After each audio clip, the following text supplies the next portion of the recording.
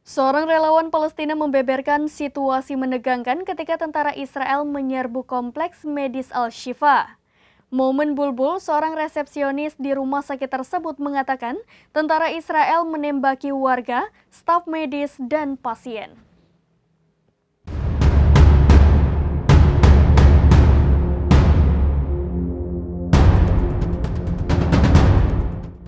Seorang relawan Palestina membeberkan situasi menegangkan kala pasukan Israel menyerbu kompleks medis Al-Shifa.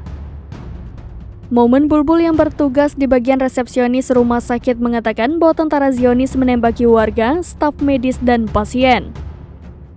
Dikutip dari Middle East Monitor, serdadu Israel alias IDF itu juga melucuti pakaian orang-orang yang ada di kompleks medis Al-Shifa. IDF lantas memaksa puluhan orang-orang itu untuk mengungsi ke selatan.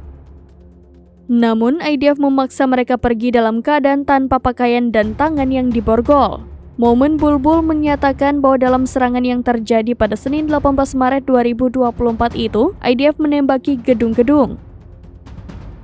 Selain itu, mereka juga menangkap para wanita dan pria. Dalam penangkapan itu, mereka dipaksa melepaskan pakaian dan diinterogasi. Kemudian, pasukan Israel membawa sejumlah orang ke lokasi yang tak diketahui. Bulbul menyatakan ada banyak pos pemeriksaan tentara Israel di jalan-jalan dan banyak pasukan yang berjaga di berbagai daerah.